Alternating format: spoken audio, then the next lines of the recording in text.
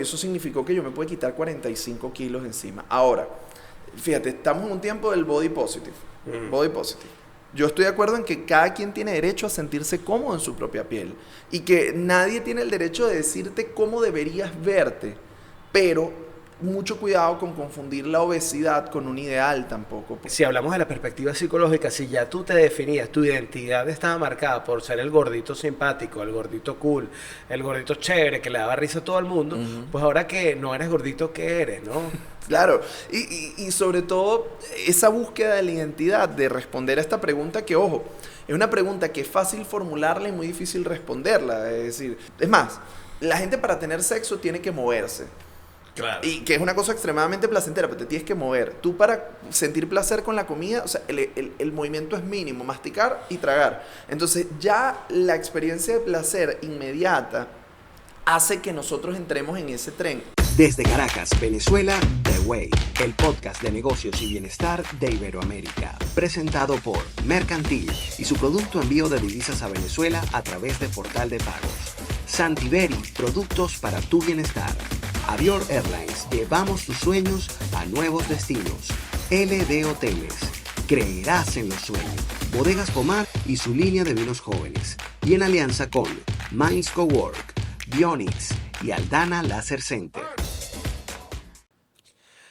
Nuevo episodio en The Way, yo soy Álvaro Pérez Catar y hoy tengo el gusto de presentar un programa dedicado a temas de bienestar. Ha sido una de las promesas de nuestro podcast y aunque nos hemos enfocado muchísimo más en negocio alrededor de estos contenidos, hoy tengo el gusto de compartir con una persona que desde hace tiempo he querido tener en el podcast.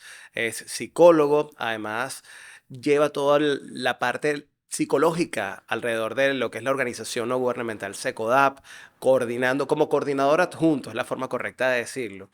Es una persona de medios, lleva un programa de radio, tiene su propio podcast llamado Fuera de Consulta y además tiene un apellido que cuesta bastante pronunciar. Se llama Abel Saraiva. ¿Cómo estás? Bienvenido, hermano. Álvaro, gracias. Para mí un gusto estar. Cuando recibí la invitación la primera vez estaba entre Apure y Amazonas y me Sí. pesó no poder estar, pero poder encontrarnos y conversar para mí es un motivo de muchísima alegría. Bueno, para mí también, sobre todo porque soy un seguidor de tu contenido y encontrar responsabilidad alrededor de temas de psicología y de desarrollo humano en las redes sociales a veces me cuesta. ¿A qué me refiero? A que hoy día todo el mundo con mucha ligereza se siente como en la propiedad de compartir consejos u opiniones sobre el estado mental o sobre la salud mental de las Ujú. personas, o incluso a autoconsiderarse un ejemplo a seguir. Uy, sí. Y eso me parece un peligro, ¿no? Entonces, encontrar un especialista que tenga responsabilidad para abordar diferentes temas, siento que es parte de lo que tú propones. Por favor, no vayas a caer en una de estas locuras de redes sociales que contradiga esto que estoy diciendo No, de no, ti no, te lo más prometo. adelante. Tú sabes que parte de lo que, además lo que dices me hace sentir muy bien porque ese ha sido quizá el mensaje no explícito de lo que yo he intentado compartir en mis redes, ¿no? Un poco hablar de temas de psicología, de temas que tienen que ver con la salud mental, pero hacerlo desde un lugar de la responsabilidad. Y para mí eso pasa por dos cosas. Primero, no decir locura solo porque yo creo en ese momento que es lo que hay que decir, sino basado justamente en, bueno, en el proceso de formación, de la experiencia, pero a la vez, para mí la experiencia, y esa es la segunda vertiente, no solo tiene que ver con mi experiencia individual, sino también con cosas que yo me he dado cuenta que les sirven a otros. Entonces, ¿qué pasa? Por ejemplo, yo no comparto algo que yo no haya intentado poner en práctica en mi vida. O sea, si yo te digo, oye, mira, creo que con las emociones vale la pena que tomemos este camino, primero lo he puesto en práctica en mi vida, a ver si yo te estoy recomendando algo que medianamente sea posible. Pero eso es todo un reto, porque imagínate todo lo que tienes que poner en práctica para poder Claro. generar contenido Y no me, y diario en fíjate, claro, redes. y yo evito, o sea, pueden buscar en mis, yo no me pongo como ejemplo de así lo hago yo y mírame como, no, no, cero, porque además yo estoy consciente de que soy un ser humano con contradicciones, he metido la pata, qué sé yo, te pongo un ejemplo, yo hablo de responsabilidad afectiva. Y yo hoy me puedo dar cuenta cuando miro mi pasado que yo no fui responsablemente afectivo con todas las parejas que tuve o con toda la gente con quien me vinculé. Ah, en este momento de mi vida puedo ver las cosas distintas y eso que viví me sirvió, pero yo no me atrevería a decir yo soy un tipo inmaculado que no ha cometido errores. Claro, y de repente estás dando una opinión y está una ex por ahí pensando, no lo hizo conmigo. No, yo he tenido la suerte de que con gente con quien yo ahora, después de crecer, me he dado cuenta que cometí errores, de al menos acercarme y decir, papana, yo ahora me di cuenta que esto que pasó en ese tiempo no era lo ideal. Claro. Pero, a ver, entonces yo evito ponerme como ejemplo, a pesar de que lo que sí puedo decir es que todas las cosas de las que hablo las he puesto en práctica en mi vida. Y por otro lado, muchas de las frases o temas surgen de cosas que pasaron en sesión, sin revelar la vida de mis pacientes, porque sería pues una cosa un Claro, poco poco ética, ética. pero de repente me doy cuenta que cuando dos, tres personas o más consultan por un mismo tema y hay algunos escollos de cosas que surgen, entonces yo ahí digo, oye, esto puede ser útil para más personas, porque si bien nuestra vida es singular, hay cosas que pueden sernos de gran ayuda a otros. Entonces, cuando yo me doy cuenta que hay una herramienta que le puede servir a más gente, ese es el criterio con el que yo comparto mi contenido. Evidentemente no por la vía de la polémica, lo conversábamos antes de empezar el episodio. Creo que este es un tiempo donde hay mucha gente que está buscando llamar la atención y yo no quiero la atención de la polémica, sino quiero la atención de la gente que está en sintonía como con estas cosas. Qué bien, hemos hablado de tus premisas, digamos, como Sí. creador de contenido y como una persona que ejerce la psicoterapia, pero también trabaja en lo público. Ujú, Ahora hablemos del camino, porque ese es el foco de este podcast. Y yo quisiera empezar por, digamos, por dónde nace el interés de estudiar psicología y dedicarse al bienestar humano. Entiendo que tú eras, cuando eras un adolescente, un chamo, eras como el chamo destacado del colegio que lo enviaron a representar al colegio en una organización no gubernamental que de alguna manera cambia tu vida y a la que todavía sí. Tú perteneces. sabes que hay como dos elementos que influyeron decisivamente en que yo quisiera estudiar psicología. Por un lado, como dices, yo llegué a Secodap a los 12 años y nunca me fui. De hecho, eso, hoy tengo responsabilidades directivas allí y cuando yo le digo a la gente, yo tengo 21 años haciendo lo que hago, la gente, claro, no en la parte psicoterapéutica, pero sí trabajando dentro de la organización, dice, ya va, pero aquí la cuenta no cuadra. O este tipo se conserva muy bien, o ¿dónde está la trampa? Y no, la verdad es que, o sea, creo que no oculto años, pero sí, Comenzaste pero muy chamo. comencé muy chamo. Me envían de la escuela y yo me acuerdo que yo quería estudiar biología marina, la arqueología me interesaba también. Siguen siendo temas que me parecen fascinantes, pero yo en ese momento estaba como en esa onda, me gustaba mucho como el tema de la investigación científica y un día me invitan a Secodap y empiezo a participar de los talleres, me acuerdo que un observatorio de derechos humanos, empiezo a escuchar historias de otros chamos que estaban pasando situaciones muy difíciles que me hicieron como tener conciencia también de cuál era mi realidad en relación a lo que ellos vivían y todo esto me hizo como despertar a la idea del sufrimiento humano, que no era algo en lo que yo me sentía particularmente despierto antes de esa experiencia. Y luego ocurrió un segundo evento que pasó en mi colegio, que fue teníamos un profesor de física que nos propuso hacer, como habíamos agotado el programa formal de la materia, nos quedaba todavía un lapso. Y él nos propuso que estudiáramos filósofos. Entonces empezamos con el libro este del mundo de Sofía, que es un libro muy lindo como para aproximarse por primera vez a la filosofía. Y allí a mí me tocó hacer la exposición sobre Freud. Y recuerdo que un día mi colegio empezaba a las 8 de la mañana, pero mi mamá entraba más temprano al trabajo, entonces me deja muy temprano en el colegio y yo me acostaba en un sofá de la biblioteca a leer. Y en eso me acuerdo que encontré un libro de Freud que se llama El yo, el ello y el super yo. Y de hecho, sí, y Reconocidísimo. de hecho me lo robé. Esto lo admití luego en la escuela. O sea, yo fui a la escuela y les dije, ya grande, graduado y todo, le digo, mira, yo quiero que sepan que yo tengo este libro todavía que yo me robé cuando era estudiante, porque cuando yo empecé a leer a Freud en ese momento, yo dije, ¿qué? O sea, sabes, cuando algo te vuela la mente y tú dices, ¿cómo es posible esto? Y dije, yo me quiero dedicar a esto. Y yo no solo quería ser psicólogo, yo quería ser psicoanalista. O sea, y de hecho yo empecé a estudiar la carrera de psicología y cuando empiezas a estudiar psicología, para poder llegar a ver algo vinculado al psicoanálisis, tienes que llegar muy avanzada a la carrera. Pero yo tenía firme la determinación y lo hice y luego empecé a estudiar psicoanálisis lacaniano.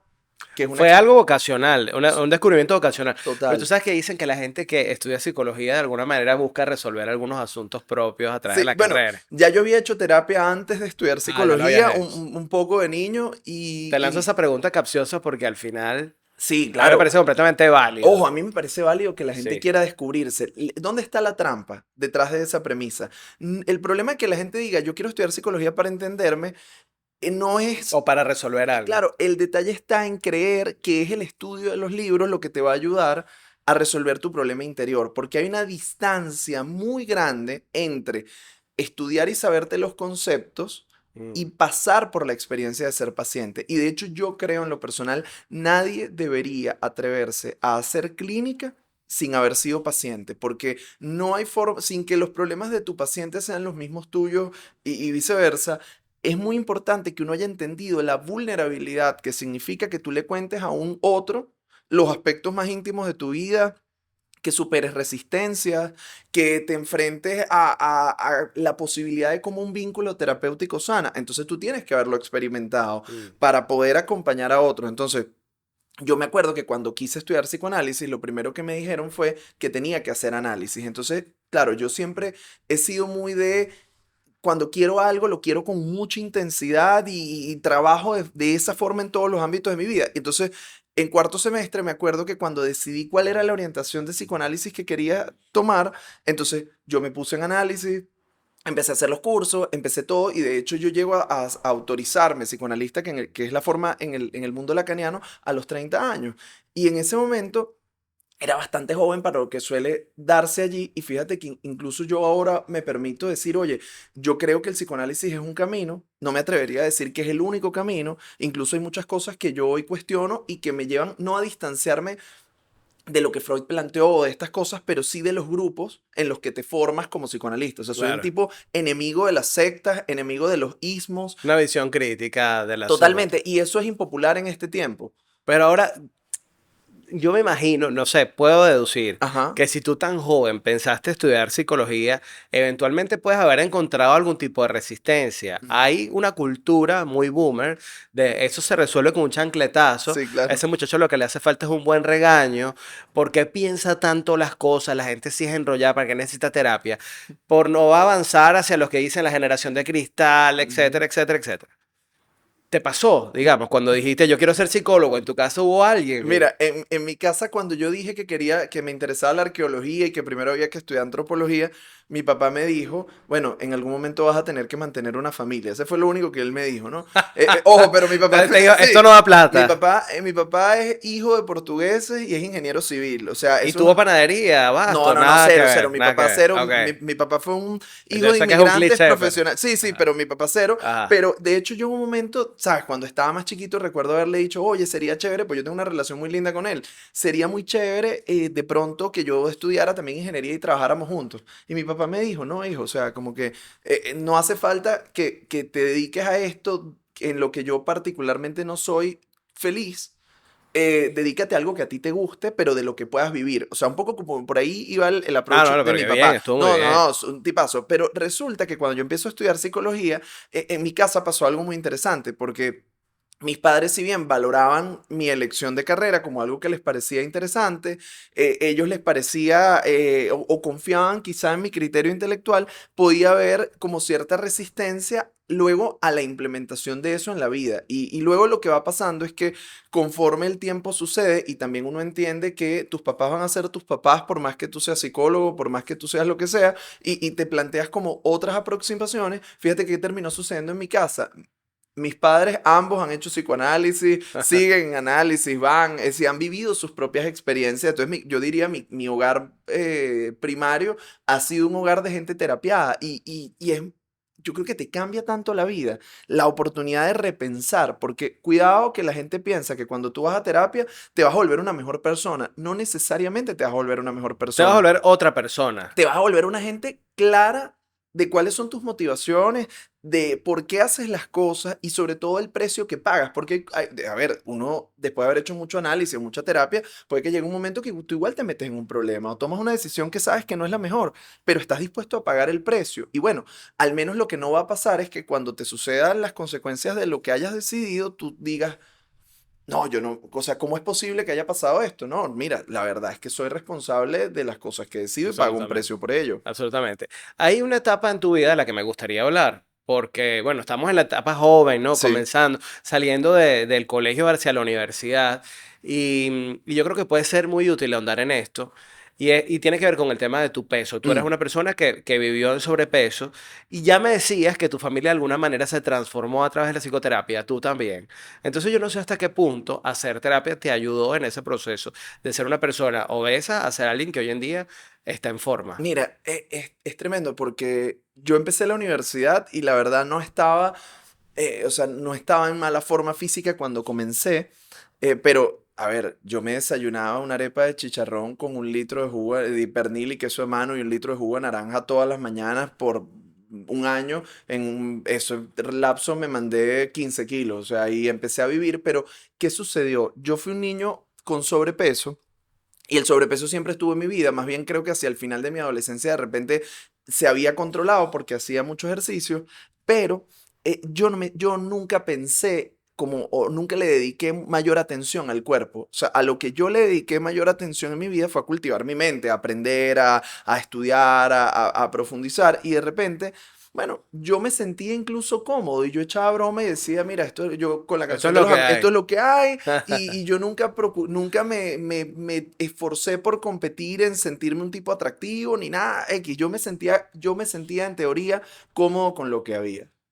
Y así fui y hacía de esto un chiste y creo que incluso uno puede caer en ese cliché del gordito feliz, que es mucho más común de lo que parece. Existe el gordito feliz. Mira, yo creo que el gordito, o sea, hay gordos que pueden ser felices, pero en el fondo esa fachada muchas veces esconde grandes dolores, tristezas, inseguridades. Pero ¿qué pasa?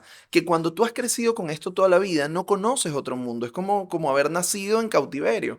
Entonces, yo fui, por supuesto, con el paso de los años ganando peso. Después, cuando me caso, termino ya ahí de explotar. O sea, yo llegué a pesar 124 kilos. Y me acuerdo un día, nunca lo voy a olvidar, que yo venía saliendo del baño y voy hacia el cuarto y había un espejo, de estos espejos de, como de cuerpo completo, y yo me veo. Y cuando me veo, no pude creer lo que había visto. O sea, incluso yo me preguntaba cómo mi esposa puede querer estar conmigo, cómo la gente no me dice que parezco una persona enferma. Nota aquí al pie de página, yo recién graduado, y justo este año se cumplen 10 años de eso. Yo empecé a trabajar en la clínica metropolitana con un equipo de cirujanos que atienden cirugía bariátrica. Entonces, yo tenía, para el momento que decidí operarme, aproximadamente unos 5 años viendo pacientes de cirugía bariátrica. Incluso llegué al punto que los pacientes me preguntaban, doctor, ¿y usted no ha pensado en operarse? Y entonces yo, bueno, hoy ¿Y no por estamos, y que qué? hoy no estamos hablando de mí, hoy estamos hablando de ti, pero claro, yo sabía que en el fondo había un tema ahí pendiente. Yo creía también que lo podía resolver por mi cuenta. En el último tramo, ¿qué pasó? Yo venía con hiperinsulinismo bien importante, ya las pastillas no me ayudaban a controlarlo, estoy seguro que estaba hipertenso, aunque nunca me puse un holter, venía con temas metabólicos, o sea, venía complicándome de salud. Yo vengo una herencia de familia con diabetes, es decir, eso es un fantasma real en mi vida. Mi abuelo, a quien no hay un solo día que no recuerde, perdió una pierna por diabetes y muere por complicaciones asociadas a esto. Y de repente me doy cuenta, ese día frente al espejo, que digo, ¿en qué te has transformado? Y yo me acuerdo, eso fue un sábado en la noche y yo casi me duermo llorando. O sea, era una cosa horrible lo que yo sentí y me levanto el domingo a las 6 de la mañana y me acuerdo que le escribo al cirujano, a mi cirujano Jorge Guerey, y le digo, Jorge, mira, no puedo más con esto, pana.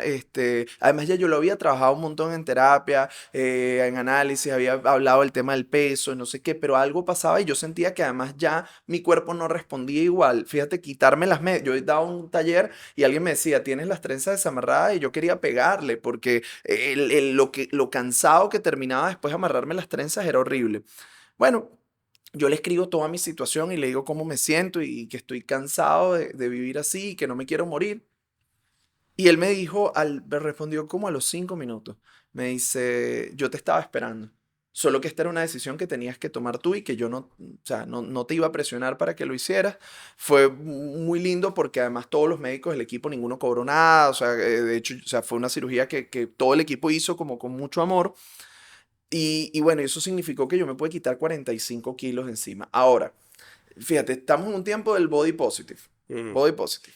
Yo estoy de acuerdo en que cada quien tiene derecho a sentirse cómodo en su propia piel y que nadie tiene el derecho de decirte cómo deberías verte, pero mucho cuidado con confundir la obesidad con un ideal tampoco, porque yo Que hay que marcas lo están exponiendo como si fuera, digamos, saludable y normal tener mira, sobrepeso. incluso yo te digo, o sea, porque de repente el sobrepeso es una cosa en la que muchas personas van a conectar más rápido, pero hay casos, y fue mi caso, de estar hablando de obesidad mórbida, y la obesidad es una enfermedad que está asociada a cualquier cantidad de complicaciones de vida.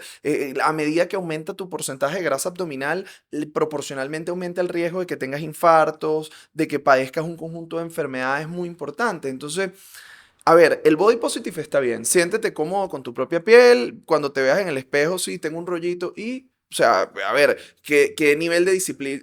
Yo le decía recién a una paciente, mira, tú puedes, o sea, hay que hacer las paces con el cuerpo, porque tener el cuerpo de la foto de revista demanda una disciplina que a lo mejor te causa más sufrimiento que el de poder aceptar una figura saludable, pero no perfecta. Ahora, en el caso de la obesidad es una enfermedad.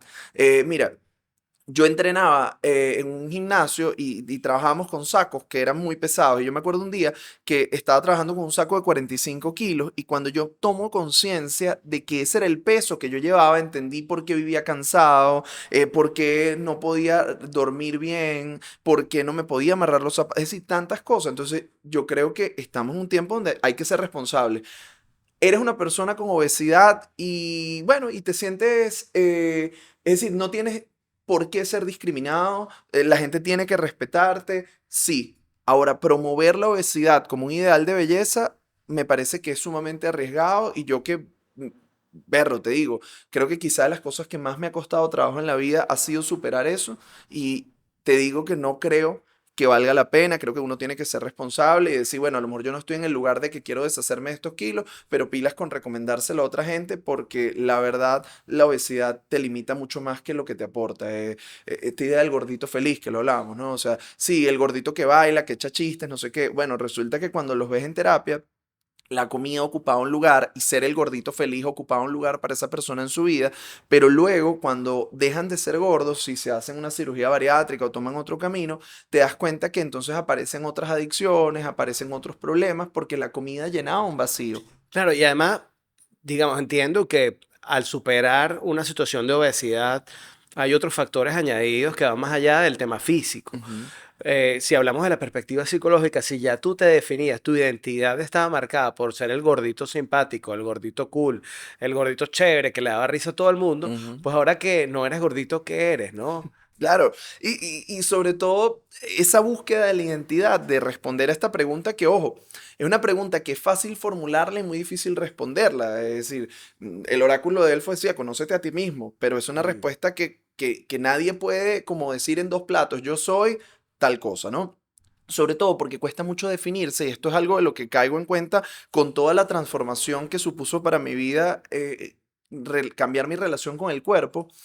Y es que, ¿cómo te defines? Entonces yo empiezo a hacerme esta pregunta, ¿cómo definirme? Y empiezo a cuestionar cosas que hoy me han sido profundamente liberadoras, porque antes decía, ok, ya no soy el gordo, ¿qué soy? Soy psicólogo. Mm. Entonces caigo en cuenta, ya va, eso es lo que hago. Esa es mi profesión, eso no es lo que yo soy. Y es algo que tengo muy claro hoy, o sea, yo disfruto hacer lo que hago, pero soy consciente que el día de mañana pudiera decidir no hacer más psicología. Y la psicología me sirvió, me encantó, estoy profundamente agradecido, pero ¿y qué pasa si el día de mañana quiero ser pescador? Claro. ¿Por qué no? Y mi vida, un poco lo que me ha enseñado es que todas las cosas que yo me he propuesto, mientras más descabelladas me parecían o inalcanzables, todas han podido ir sucediendo. Entonces yo ahora estoy profundamente convencido que lo que quiera hacer me lo puedo permitir. Entonces, ¿qué pudiera yo decir que el trabajo con la obesidad me ayudó? Me reconozco como un tipo vulnerable, no tengo problema con eso, o sea, sé que el mundo a mi alrededor me afecta, me reconozco como una persona que está en búsqueda de aprender, de vivir, de entenderme, me reconozco como un tipo que se equivoca, pero también que tiene la disposición de construir, de resolver, de enmendar sus errores. Entonces, desde ese lugar, que es un lugar más vacío que lleno, o sea, es un lugar más de tener un espacio para construir que de decir, ya lo tengo resuelto, bueno, yo he emprendido un viaje por mi vida que ha sido liberador. O sea, yo me quité un peso de encima, literal y metafórico, y bueno, y en el fondo es que tocar todo lo que tiene que ver con el peso, toca mucho más que el peso. Fíjate, la primera forma de gratificación que uno tiene en la vida es a través del alimento. O sea, nace un bebé y una de las primeras cosas placenteras, porque el bebé vive en un ambiente donde flota, ni Claro. siquiera carga su peso, la temperatura es perfecta, no tiene problemas de termostato, Se se alimenta dentro de alimenta, ese incluso no ecosistema. se alimenta por la boca. O sea, la comida llega directo al sitio. Entonces, es un estado idílico. Cuando nace, tiene que respirar por sí mismo, tiene que regular su temperatura, se enfrenta a luces, sonidos, cosas que son amenazantes. Y entonces lo primero gratificante que le pasa es que lo ponen en el pecho de la madre, o si no hay madre, le ponen un biberón y el alimento empieza a ser reconfortante. Entonces, el alimento es una de nuestras primeras formas de gratificación. Por eso es tan difícil cambiar nuestra relación, porque tiene que ver con el amor, tiene que ver con el vínculo, tiene que ver con el placer. Entonces, cuando uno se mete a cambiar lo que tiene que ver con esos registros tan profundos de la personalidad, bueno, empiezan a aparecer todos los fantasmas de tu vida.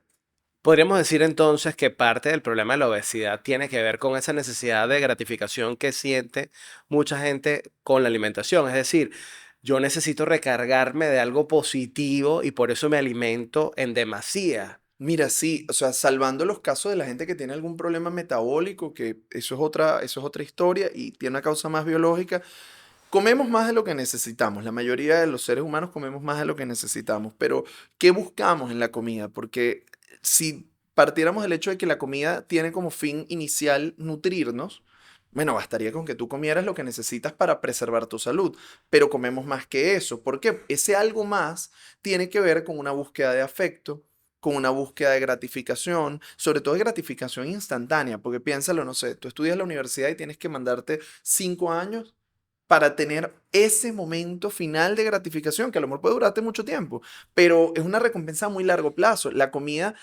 es más, la gente para tener sexo tiene que moverse.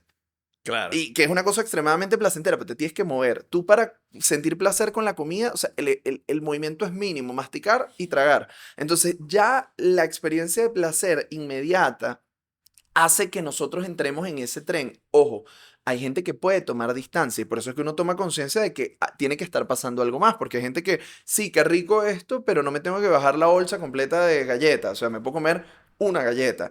Esa imposibilidad de detenernos es lo que nos lleva a el exceso que nos ayuda a ganar peso y que, bueno, y que perjudica. Entonces, Y tanta restricción, yo te voy a tratar de ajá, contrarrestar los argumentos. A sí, ver, tanta restricción no puede ser también insano. Es decir, pasamos de un extremo a otro a veces, ¿no? sí.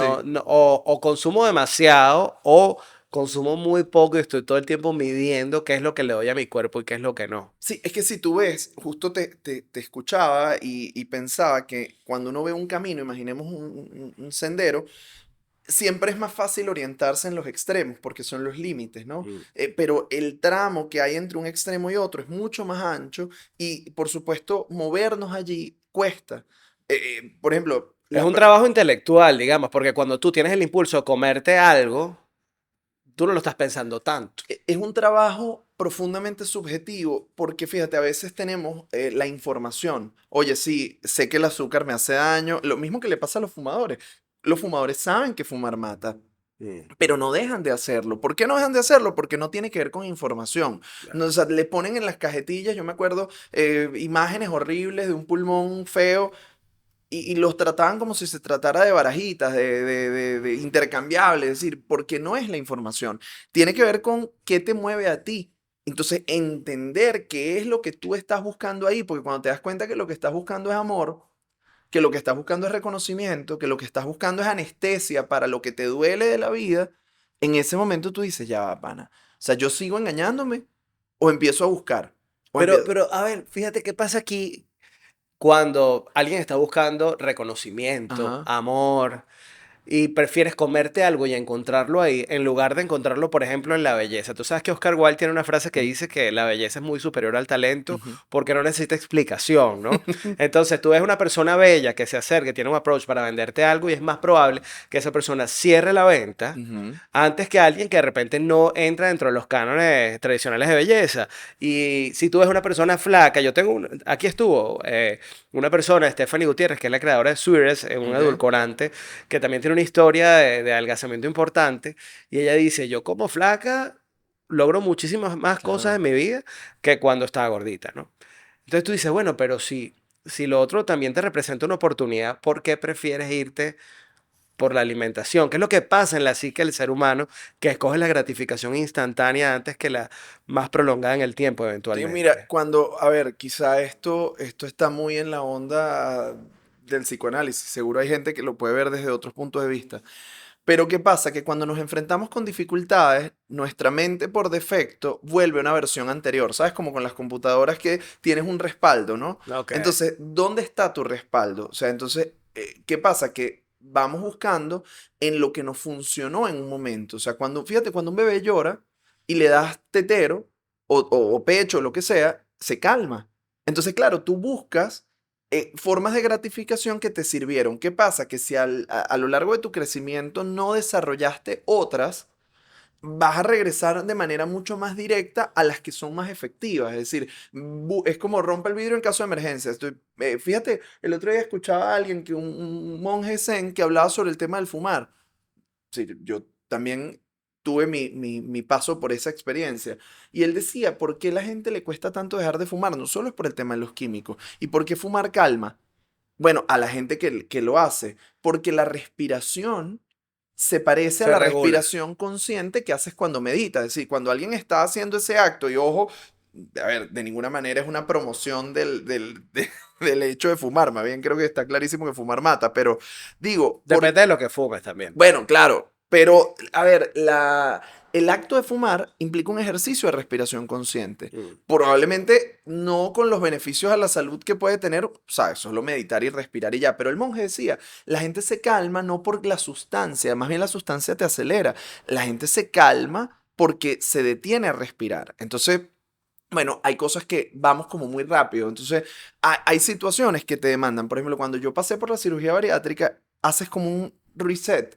Durante unos meses, cambias, o sea, casi como la alimentación de un bebé, fase líquida, blanda, después sólidos poquito a poco. Entonces, claro, empiezas a redescubrir tu relación con los alimentos, te replanteas tu urgencia y de hecho en un protocolo normal de este tipo de pacientes debe evaluarlo un psiquiatra y un psicólogo, los dos. Entonces tú dices, qué importante es para el tema de salud mental. Ahora, yo creo que es un gran viaje en la medida en que tú te permites. Y esto es una decisión personal que ha sido útil porque yo veo que todo lo que me pasa, yo trato de ver qué sentido le doy a esto en mi vida, ¿no? Entonces, cuando emprendí como ese camino de enfrentarme a la obesidad y no enfrentarme desde una lucha porque yo voy a ganar, sino de entender qué me llevó a ser obeso, por qué me costó tanto hacerlo por mis propios medios y luego todo el esfuerzo, porque además la gente cuando escucha cirugía piensa que es un atajo. Y yo en mi vida no he tomado atajos, yo lo que he hecho es el trabajo, o sea, he tomado el camino como más directo a las cosas, pero pagando el precio que tienes que pagar, porque hay un precio que pagar y no me refiero al costo de la cirugía, me refiero a qué cosas renuncias, a qué riesgos asumes, a Claro. cómo Entonces, la obesidad es, mira, del budismo hay una frase que a mí me gusta que dice como que o sea, como que las puertas para la iluminación son ilimitadas.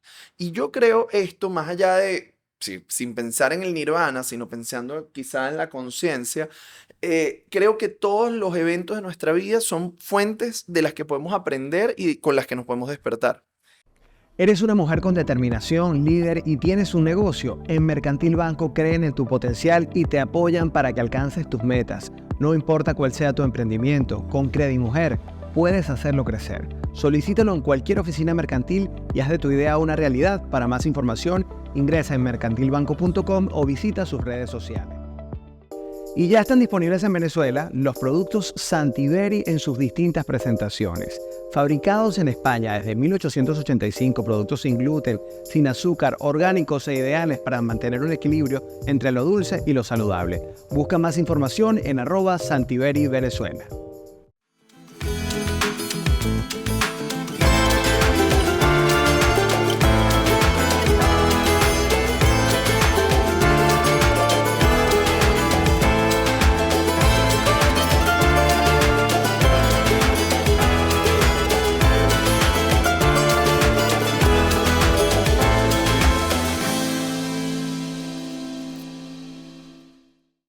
Mi nueva página web la diseñé con Bionix, un equipo que cuenta con más de 10 años de experiencia y te ayudarán a transformar digitalmente tu negocio. Desarrollo de software, sitios web y apps son algunas de las cosas que pueden hacer por ti. Si quieres más información, ingresa en www.bionix.com o síguelos como @Bionix.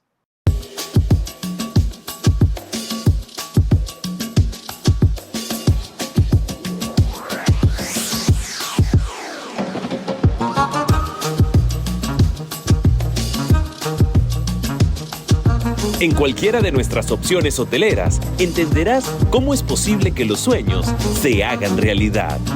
LD Hoteles. Creerás en los sueños. Yo quiero hacer una pausa en el tema de la obesidad, que ha sido como un eje fundamental en esta conversación, pero no lo quiero centrar solo en el tema de la obesidad. Creo que es una parte de tu vida interesante ya superada. Sí. Hoy en día tú eres un hombre de medios, eres una persona que trabaja en la radio, que tiene su propio podcast llamado Fuera de Consulta. Ya decíamos al principio que eres coordinador adjunto de Secodap. Eso significa que llevas toda la parte de psicología dentro de la ONG y aparte atiendes consultas privadas. Tienes mucho trabajo, a ver. Pero yo quisiera hacer contigo en este podcast una suerte de análisis de la salud mental actual, digamos. Sí. ¿Qué está pasando en el mundo? Mi impresión, te voy a dar algunas premisas a ver cómo las rebotamos Ok. desde tu especialidad. Mi impresión es que vivimos en una etapa de aceleración que no estamos sabiendo digerir y que eso nos está llevando a nuevos desafíos, pero no solamente nuevos desafíos desde el punto de vista laboral o personal, sino incluso psicológico, a descubrir cosas en nosotros que no sabíamos que estaban ahí. ¿Cómo lo ves tú? Sí, yo creo que estamos muy acelerados, sobre todo nuestra tolerancia a la frustración es cada vez menor. Fíjate, un ejercicio que yo le propongo a cualquiera. Busquen una computadora vieja que tengan en su casa y préndanla. Prendan la computadora vieja de la casa y esperen a que arranque. Les va a provocar estrellarla contra el piso. ¿Por qué? Porque hace, qué sé yo, hace 10 años el tiempo que tardaba una computadora en cargar nos parecía normal. Pero ahora tú levantas la tapa y ya la computadora está lista para ser utilizada. O sea, los tiempos de espera en los dispositivos tecnológicos se han acortado un montón. Tú querías reconocimiento de la gente que estaba cercana a ti y tú tenías que eventualmente estar en una reunión y echar Claro. tu cuento y que alguien te diga te felicito. Ahora tú montas la foto en Instagram y echas un cuento y recibes el like. Ya, lo puedes instantáneo. lo puedes hacer en vivo. Es decir, ese tema de lo instantáneo, de la inmediatez, creo que nos ha hecho muchísimo daño. A ver, incluso antes, por ejemplo, para que tú pudieras tener alcance a audiencias, tenías que haber construido una experticia Sí. en un campo para que alguien siquiera te considerara. Ahora basta con que tú Tienes utilices... que ganar el espacio. Claro, ahora, ojo, no es que tú agarras y te compras un teléfono y con eso basta y ya, pero si alguien tiene mediana noción sobre cuáles son claves que puedes utilizar para hacerte viral, puedes llegar a grandes audiencias sin que hayas construido necesariamente algo antes. Entonces, eso creo que nos hace mucho daño. Sí, y además estamos en una etapa en la que un chamo con cualquier idea pequeña que tenga, pero interesante para el mercado, se hace millonario de la noche a la mañana, entonces eso se convierte como en una aspiración generacional. Claro, es que estamos como en un tiempo como de grandes ilusiones. Y lo digo porque, fíjate, había una noticia, por cierto, que ayer tocábamos en la radio.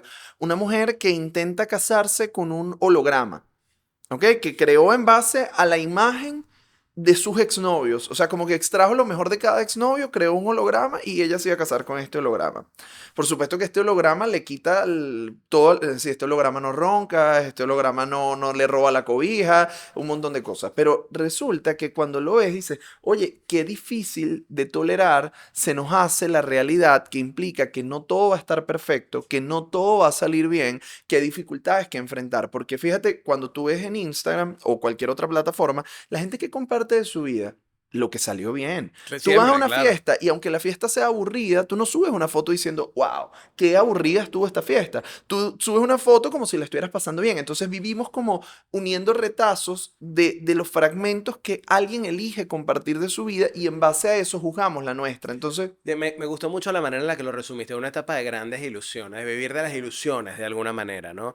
De filtrar la sí. realidad en función de lo que queremos o deseamos experimentar. Yo quería además tocar contigo un punto que puede ser, digamos, te voy a poner en el filo de la navaja. Ok. Y tiene que ver con la identidad sexual y todo este tema Ok. que hay del lenguaje inclusivo, de personas que se autodenominan de una forma y esperan que el mundo los reconozca de esa forma. ¿Qué visión tienes sobre este tema? Antes de decirte la mía. Mira, yo creo profundamente en el respeto en términos de que si alguien se siente de una determinada manera, ¿por qué yo le voy a imponer la manera en que yo lo percibo? Es decir, no es un tema para mí. O sea, qué sé yo, si una persona me dice, mira, yo no me percibo como hombre, sino me percibo como mujer, ¿por qué tengo que hacerle yo, estoy hablando de Abel Saraiva, la vida más hostil a esa persona? Ahora, esta es mi visión en relación al trato y el respeto que siento que todos los seres humanos merecen. ¿Dónde está el tema? En pretender, o sea, en que yo me indigne frente al hecho de que otros no me reconozcan de la manera en que yo quiero ser reconocido. O sea, yo puedo entender, y vengo de un movimiento de derechos humanos, de las luchas que la gente tiene por el reconocimiento de garantías. Pero ¿qué pasa? Que, y tengo el contacto con una persona trans, por cierto, cercana, que me decía, oye, al principio, cuando empezó su proceso de transición, esta persona le molestaba mucho cuando otros le llamaban por su nombre anterior o le trataban con su género previo. Bueno, yo una vez entrevisté a Tamara Adrián y me dijo que eso era considerado incluso ofensivo.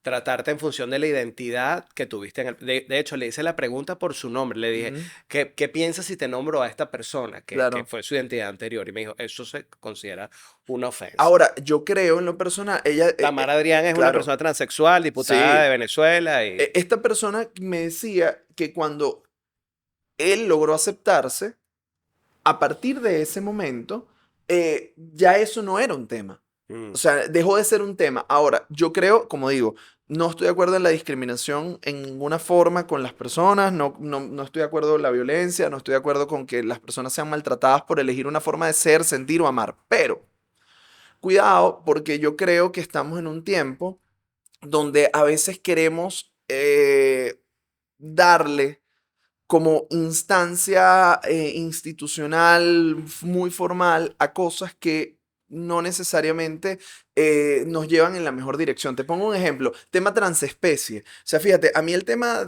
con la identidad de género no me genera mayor conflicto en términos de pensar que, bueno, que salvo los temas de identificación, participación en eventos deportivos, o sea, creo que hay algunos temas que resolver, pero que creo que podemos como sociedad estar más cerca. O sea que si Pero yo transespecie... me autopercibo como una cebra, yo debo esperar que los demás me traten como tal. Aquí viene el tema, es decir, ¿qué hay detrás de eso, no? ¿Qué hay detrás? Yo me puedo autopercibir como una cebra, pero ¿qué es lo que busco en el reconocimiento? Es decir, ¿qué es lo que yo busco en ese reconocimiento de persona transespecie? O sea, siento que ha habido un proceso donde, de nuevo, hay como se diluyen fundamentos claros respecto a quiénes somos. O sea, y habría que hacernos más bien la pregunta, ¿por qué como sociedad en este momento tenemos esta efervescencia? Hay personas que creen que se trata de una gran conspiración. Yo creo, yo estoy un poco en esa línea.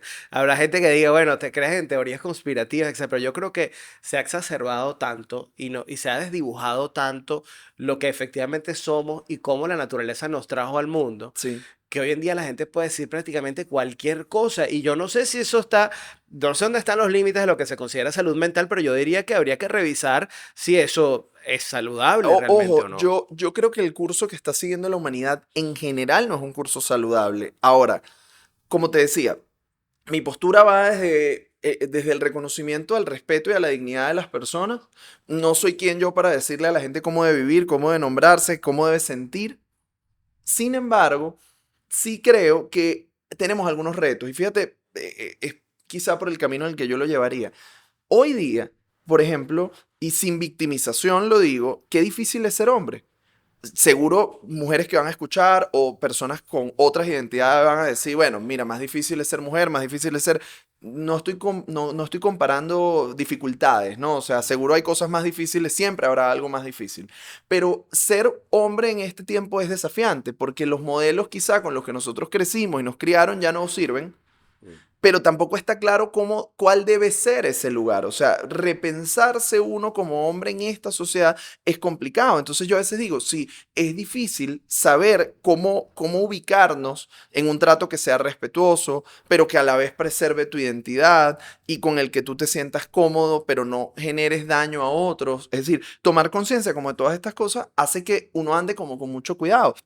Lo cual lleva a decir, imagínate con esto que es un rol tradicional. No me puedo ni siquiera imaginar lo que significa estar en uno de estos, de estas caras, ni siquiera diría de una moneda, de un dado, porque creo que tiene tantas caras que es impensable. Entonces, yo sobre el tema de género diría, wow, pilas, porque también el desdibujamiento de algunas cosas que creo que son anclajes fundamentales es complejo. O sea, por ejemplo, se ha atacado tanto el tema de la masculinidad desde, creo que en términos sociales de reclamos justos que hace el feminismo, pero cuidado porque si desdibujamos por completo lo que es la masculinidad, luego entonces echamos de menos que aportaba, ¿no? Entonces yo creo que para nosotros es un Y además, reto. además te digo algo, a ver, definitivamente existir en estos tiempos puede ser un reto independientemente de Ujú. si eres hombre o mujer. Pero para mí todo lo que termina en ismo Soy enemigo de los ismos, pero y es absolutamente. como un extremo hacia lo que no deberíamos ir. Y además yo quisiera, por mi parte al menos, concluir alrededor de esto con una reflexión. Y es que la naturaleza siempre tiene la respuesta. Siempre. Tú puedes tener dudas, puedes tener temas psicológicos que trabajar, tienes Ujú. cosas que revisar, pero pregunta hacia dónde te lleva tu instinto natural y la forma en la que tú llegaste al mundo y eventualmente puedes conseguir ahí una respuesta. Mira, sobre todo, ojo, yo creo que los seres humanos también tenemos la capacidad y es bonito de transformar algunas cosas de la naturaleza, pero coincido absolutamente contigo con el tema de los ismos. De hecho, yo ahora, quizá en esta etapa de mi vida, que estoy como una etapa más rebelde, de repente te diría, yo soy enemigo, fíjate, a mí no me gusta definirme con nada que termine en ismo, ista, porque todos estos demandan unas lealtades automáticas. O sea, por ejemplo, si tú eres feminista, entonces, bueno, tú no deberías tales y cuales cosas, ¿Por pero qué está permitido el feminismo y no el machismo, por ejemplo? bueno, yo incluso diría, es que tú me preguntas, me veo reflejado en estas posturas, no me veo Yo reflejado. sé que hay gente que me lo va a cuestionar y me va a decir, no, porque el feminismo representa otras cosas, que es un debate que siempre he tenido, pero al Ujú. final sí, sí te está encerrando, digamos, Ojo, hay que hacer un proceso en una también secta. de sanar internamente. ¿Por qué? Porque cuando uno busca reivindicaciones sociales desde el resentimiento, esto te lleva a querer revancha, a querer que luego, o sea, quizá, y además, el otro día escuchaba a alguien y me parece que esto es apropiado, decir feminismo como una cosa única es complejo porque hay muchos, Claro, pero hay algunas mujeres que te dicen, bueno, pero es que toma un tiempo equilibrar la ecuación. sí. Pero es que ahí de alguna manera también puede ser que estés buscando una igualdad que no necesariamente existe. Con esto no quiero decir que los hombres debemos estar por encima o las mujeres por debajo, ¿no? Pero al final como que hay roles que cada género Sí, y todo el mundo debe ocupar en una mira, sociedad. yo lo que rescato de eso tiene que ver mucho a ver, de todo esto que está pasando, que al menos uno se está haciendo preguntas. O sea, yo, por ejemplo, me he hecho preguntas que mi papá no se hacía, que mi abuelo estoy seguro que jamás se hizo, y ahora nos las estamos haciendo. Eh, por el lado, yo no sé, creo que cada quien, y por ejemplo, fíjate, esto son una de las cosas que pasa en este tiempo. De repente uno puede sentir más temor de decir sobre estos temas. Hay un tema que digo, si yo no estoy ahí, de repente es como hay que preguntarle al que está. Lo que sí puedo decir es, ojo, hay muchas cosas que revisar como sociedad, pero resolverla por la vía de los ismos me parece un grave error, porque eso es como ponte estos lentes y vas a ver la realidad de esta manera. ¿Y qué Sí. pasa? Por ejemplo, o sea, colocarse en una postura extrema al final siempre te descentra de la vida Y que, de la realidad y de la claro, mixtura de cosas o claro, visiones que podemos tener a través del tiempo. claro. Abel, hablando de tiempo, se nos termina. Pero la verdad es que ha sido no solamente una conversación para mí muy gratificante e interesante, hemos recorrido parte de tu historia y visión como psicoterapeuta. Yo quisiera que dejáramos la invitación para quienes están viendo este podcast a que vayan al tuyo. Bueno, muchísimas gracias Álvaro, yo creo que ha sido una experiencia maravillosa. @fuera de consulta, allí van a poder encontrar el podcast donde básicamente hacemos este ejercicio, ¿no? De pensar la vida y de compartir una visión que creo que es alternativa. Yo no sé si sea la visión más popular del mundo, pero al menos creo que es una visión que ayuda a pensar y ese es el compromiso en el que yo estoy conmigo y bueno, por supuesto con la gente que me acompaña. Te voy a invitar a un vino. Mira, te voy a invitar a un pomar blanco. ¿Te gusta el vino blanco? No, no, no. Sí, no, o no eres tan de vino. Perro, con la comida me gusta. Mira, te voy a invitar a que hagamos un brindis, no Ok. solo por tu camino, sino que también te voy a invitar con el vino a reflexionar acerca de algo que para mí ha sido muy importante. Sabes que los 16 años fueron una edad para mí muy clave. Salud, gracias por el Salud. vino. A ver. Para mí muy clave porque definieron muchos de mis intereses y mi visión acerca de la vida y del mundo. Yo te quiero invitar para cerrar esta conversación a hacer un ejercicio, a irte a tus 16 años de edad y luego ver quién eres ahora y todo lo que has construido. Ya hemos hecho un resumen de tu historia profesional y personal. ¿Qué le dirías tú hoy en día a la Abel de los 16 años? Yo le diría que todo va a estar bien. Yo tenía tanto miedo. O sea, yo sabía que habían cosas por delante. Yo siempre he tenido como una sensación de que el mundo está ahí al alcance, pero a la vez me aterraba fracasar. Me aterraba la posibilidad de no lograrlo, de fallarle a la gente que creía en mí. Había más gente que creía en mí de la que yo sentía que merecía. Y cuando veo mi camino, yo quisiera incluso a veces, me lo he pensado, revivirlo, pero con la tranquilidad de saber que sí se puede. Y no por el lado de la perfección, sino de confiar en las herramientas que tienes, de confiar en los procesos de la vida. Yo quisiera a ese Abel decirle, tranquilo, si vas a quedar en la universidad va a fluir bien, vas a poder... incluso yo a veces veo cosas que soñaba y hubo un momento, sobre todo cuando el país se puso más complejo, que pensé que iban a ser imposibles y que había equivocado el rumbo de mi vida, pero no dejé de transitarlo. Y ahora cuando me veo también digo, no renuncies a ese rumbo porque al final logré cosas que me parecían impensables y que hoy me dan muchísima satisfacción. Bueno, salud nuevamente por ti. Gracias por venir. Gracias. Este fue El Camino de Abel Saraiva. The Way Podcast fue presentado por Mercantil y su producto de envío de divisas a Venezuela a través de Portal de Pagos. Santiberi, productos para tu bienestar. Avior Airlines, llevamos tu sueño a nuevos destinos. LD Hoteles, creerás en los sueños. Bodegas Pomar y su línea de vinos jóvenes. Y en alianza con Minds Cowork, Bionix y Aldana Laser Center.